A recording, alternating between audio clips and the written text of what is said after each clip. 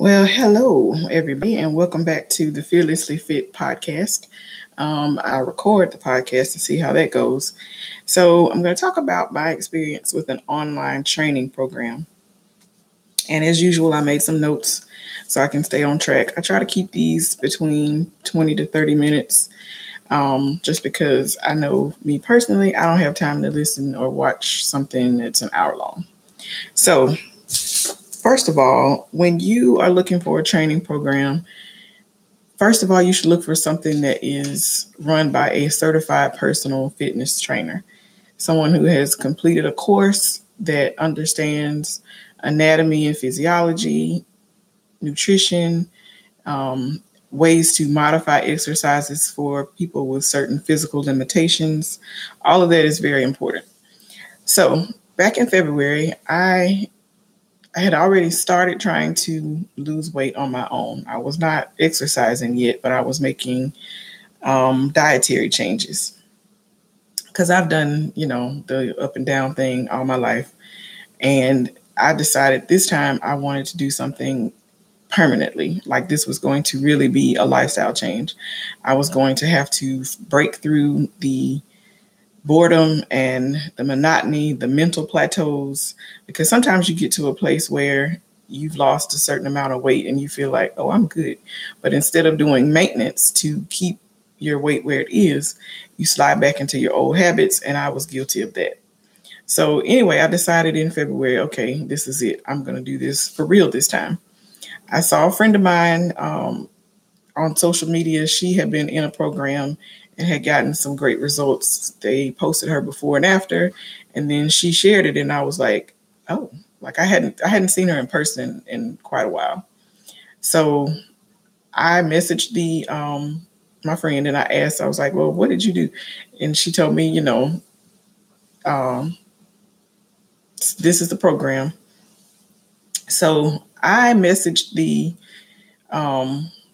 or did I message her? No, I don't think I did. I think I just messaged the people in the program first. I didn't tell her that I was going to do the same program because I know that some people like to keep things private, and she had never mentioned anything about being on a fitness journey in social media. So I just decided to not even, if she wasn't ready to talk about it, I didn't want to bother her with it. So I just messaged the people in the program. I asked a couple questions. How do I get started? Yada, yada. And everything was done through Facebook Messenger and Instagram. So I remember I was in class. This was like on a Tuesday or a Thursday night when I sent the message, and we were waiting for the other students to arrive. So I was like messaging this lady back and forth with only a few minutes before class was supposed to start. So this should have been red flag number one. I don't recall her asking me any type of medical related questions. She asked what my goal weight was, what I wanted to see happen as far as physical transformation. And I was the one that said, I want to take less prescription medication. That should have been a clue to her to ask me, well, what medications are you on? What conditions have you been diagnosed with? Have you talked to your doctor about starting a fitness program? None of those questions were asked. And I, so ready to just jump in and get started, didn't think, okay, maybe she should ask me more questions than how much do you want to weigh? Okay, so there was 2 phases to this program. I worked with a nutritionist and also with a trainer. We used an app to communicate, to send text messages, pictures, and videos. And I was instructed to send pictures of my meals to the nutritionist before I ate every single time. She gave me a list of supplements that I needed to use. I had to send her pictures of those once I mixed them and was about to drink them or consume them. I did that for a week to kind of get in the routine of planning my meals and sending her the pictures and the pictures of the supplements. And then I had a phone conversation with the trainer. And the nutritionist and I did talk on the phone for about 15 minutes. It was very brief. She gave me a rundown of what the program entailed, and she told me she would be sending me further instructions through the app that we use to communicate. So after I got into the habit of doing the meals for a week, my next phone consultation was with the trainer. He wanted me to call him when I was at the gym, and I had to get a Polar FT4 fitness watch to track my heart rate, and he had sent me instructions on how to set that up. And I had to do all of that before our first phone consultation. So when I called him, I was standing in Planet Fitness, and he sent me a picture of the machine that I was to get on, and that was the Arc Trainer, because I told him that I have flat feet, I have weak ankles, I have arthritic knees, and I have an issue with my feet where once I walk on a treadmill for about 20 minutes, they get numb and start to tingle. And so I don't like to do the treadmill. I can, but I would prefer not to. So he told me the Arc Trainer would be the best machine for me because they're designed to be a rehab type machine. It's for people that have a lot of physical challenges like me, and they still want a good cardiovascular workout. So I found the Arc Trainer. I had to send him a picture of the console. And when I did that, then he told me how to turn it on, what to set it to, how to adjust it, because most of the Arc Trainers come on with the incline set to 6 and the resistance set to 15, I believe. Well, I had not exercised consistently in about 6 or 8 months. So I had to adjust. When I first started, I had to adjust the incline all the way down to 1. And I had to take the resistance down to like 3 or 4. That was the max I could tolerate. He had already sent me, based on my body weight and my age, I think, what to set the watch on to calculate where my heart rate was in 70 to 100% of max. So my watch was already set. All I had to do was turn it on and let it start counting. Now, the heart rate monitor strap is worn under your clothes around your chest.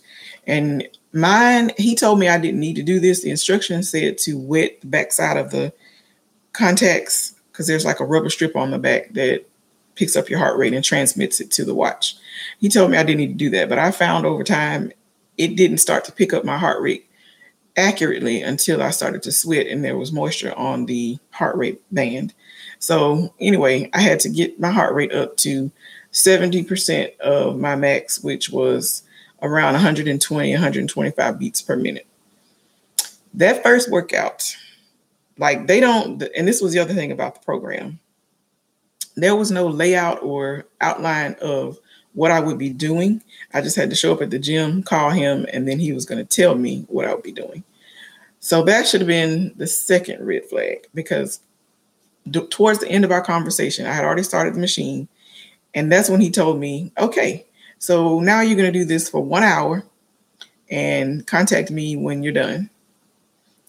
Send me a message through the app when you're done. That was the other thing. Once I finished my workouts, I had to send pictures of the 3 different screens of the watch to show the duration or the time. The next screen showed how many calories, the time and the calories displayed together. The heart rate range, like what the lowest my heart rate was and the highest, and then how many, what was the other thing? I can't remember. Anyway, there was 3 different things that I sent pictures of, and all of that was included: calories, time, max and lowest heart rate, and etc. So that first workout was a challenge. Like, I had never in my entire life done a cardio workout continuously for a full hour. And that's what they call steady state cardio. So the plan was for me to do that 1 hour workout 5 to 6 days a week and nothing else. Just 1 full hour on the Arc Trainer. No resistance training of any kind, no strength training, because I asked my friend about this later. I was like, why do they not want you to do weights? And she was like, well, they want your BMI to be at a certain level before you do weights. And at the time when I started, my BMI was 37 or 38. It's still not low right now. It's probably between 34 and 32. I think it's still in the 30s. So I decided, well, they've had results with all their other clients. I'm just going to do exactly what they tell me to do. And I'll ask questions, ask my friend questions or whatever. Cause she was like, hey, if you need to know anything, just text me, message me, and I'll tell you what my experience was. So, okay, cool. So I was sent a food list. I did not have a meal plan. The food list was foods from every area, basically carbs, protein, vegetables or fruit. And that was all I was supposed to eat. No pork, no red meat, no dark meat, poultry, no, basically very, very little fat. So in the last podcast, I talked about, the meal plan and my experience with eating a super low fat diet. So you can listen to my experience with that in the last podcast. So I would look at the list, pick things for the week, go shopping, prep my food. I would take my lunch to work. Occasionally, if I had class that day, because I went to class on Tuesdays and Thursdays, I would take my dinner. I would heat that up before I left work and eat it on the way to work or in the parking lot before I went into class. I would go to the gym after work. So at first I was only doing at the most 3 to 4 days a week, because I would go Monday, Wednesday, and Friday after work, and sometimes on Saturday. Once I finished class, I stepped that up and I was going almost every night after work. And then it got to the point where after work is not the best, because the gym that I was going to was about 20 to 25 minutes from my house. And if I left work and went straight there in 5 o'clock traffic, it would take me almost 40 minutes sometimes to get there. So it would end up, I would finish that hour workout later and later, to the point where I was coming home and eating dinner too close to 8 o'clock, which was my cutoff time. She told me to not eat anything after 8. In addition to 3 meals and what was supposed to be 3 snacks, I basically did 2 snacks a day. I also had to drink 2 protein shakes, and one preferably immediately after working out, that I added a shot of glutamine to. So anyway, or glutamine, however you say that. So I was about 3 months in, and this was the other thing. I had to send full body shot pictures from front, back, and both sides after every single workout. After a while, I got tired of that, because when you look at pictures of yourself, it's like weighing, even though I wasn't, one of her things was don't weigh yourself until I ask you to. Seeing pictures of your body every single day, that's almost like weighing yourself every single day, because you don't get to see the change. Yesterday, I posted a picture of myself on my social media from the first workout picture I sent the nutritionist to present. So I took pictures last night the same way I used to do for her, and I compared those side by side in a what do you call those things? Photo collage app. So I could look at myself from the beginning to now. Now that would have been a lot more motivating than looking at a picture of myself after every single workout.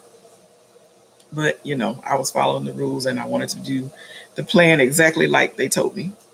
Okay, so finally, I decided around my birthday, I think in June, that I had enough of this program. I reached out to a friend of mine and asked some questions, and she, was very helpful.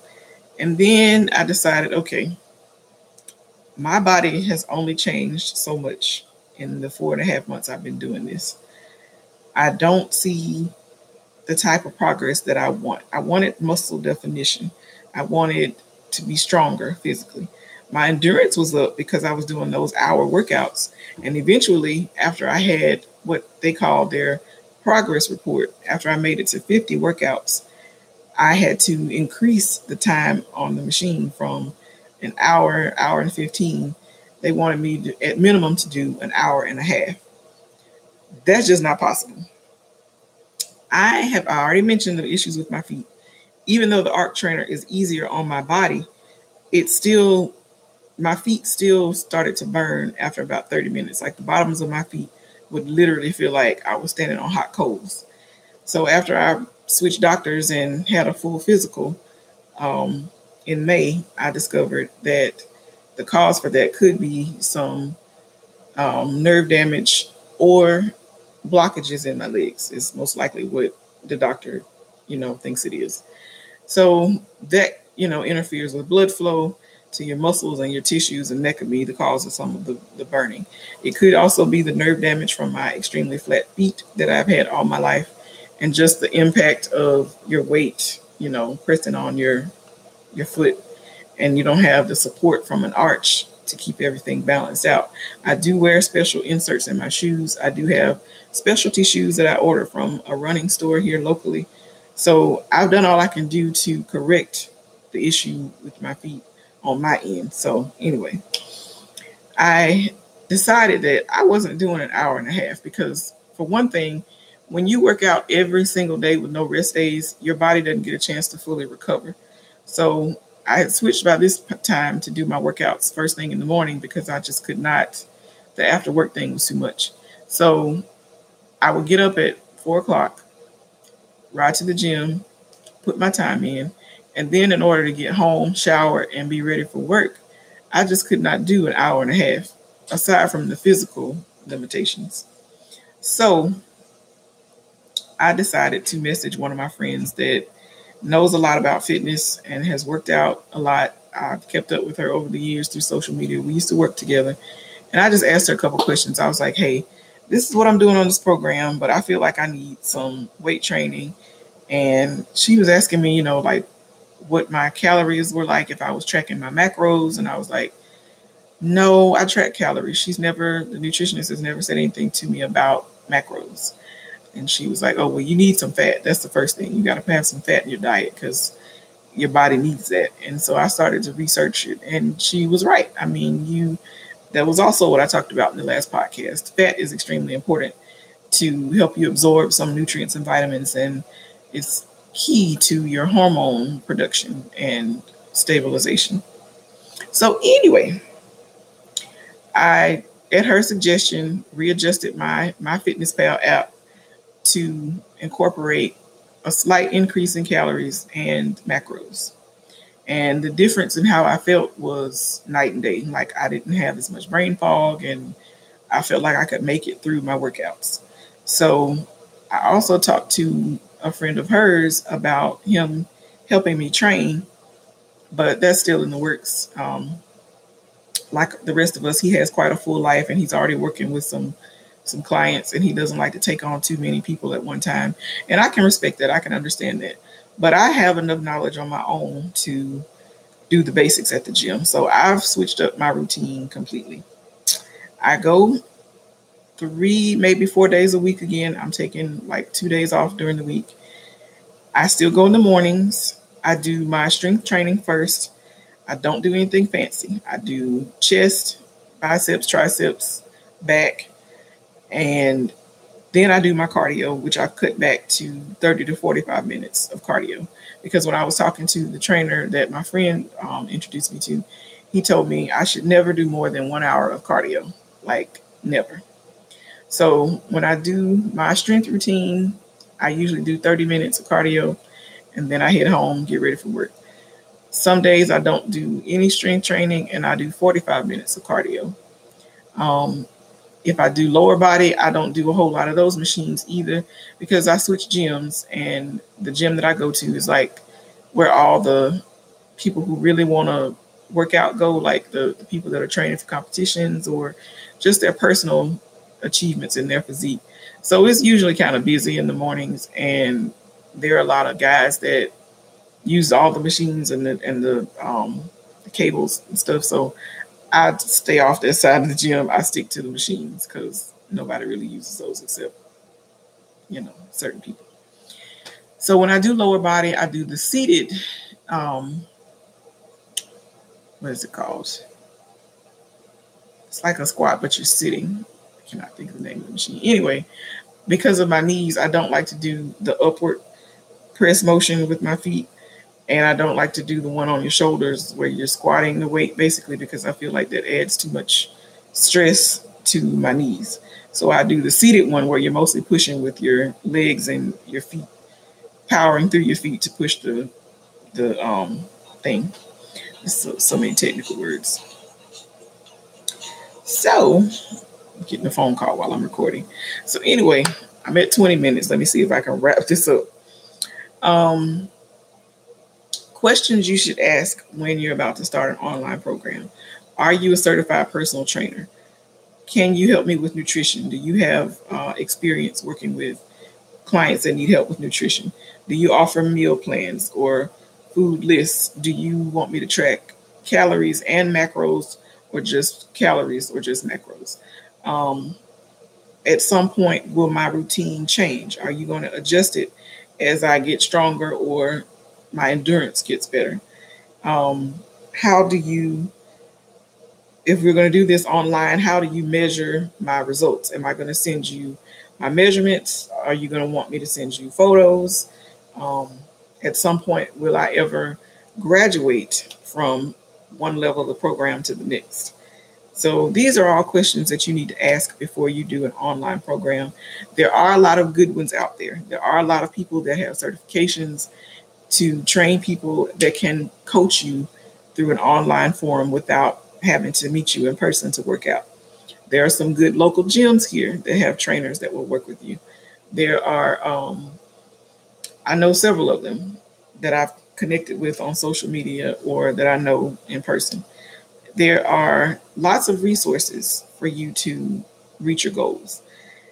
The one issue that I had with this program was they wanted me to do the same thing all the time.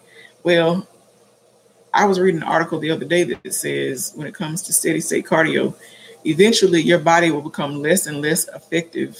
Less and less taxed by doing the cardio. And there's a natural mechanism built into us from caveman days when people were hunter-gatherers and they walked all the time, and everywhere they went, they had to walk.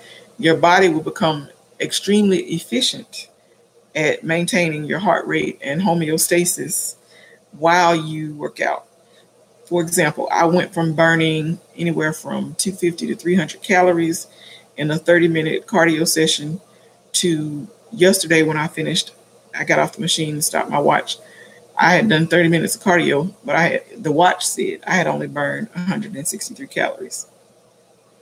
Now, I did my strength routine before that, and I don't use the watch for that because it's really not set up to process anaerobic exercise or strength training. So I don't use that to track calories while I'm lifting weights. But I was a little bit disappointed. So I decided that from now on, I'm going to really have to pick up the strength training because that's the only thing that's going to transform my body. I know my body type. I'm an endomorph. I'm going to have to get some lean muscle to help burn the fat in this fat loss process, because obviously it's not going to happen from cardio. And I'm not going to kill myself and stay on that machine for an hour when I know that, it's good for my heart, lungs, and muscles and all of that, but it's not helping me get to where I'm trying to go. So I hope that this was informative and helpful. As always, I am not a fitness professional yet. I do have a goal to become a certified personal fitness trainer in the very near future.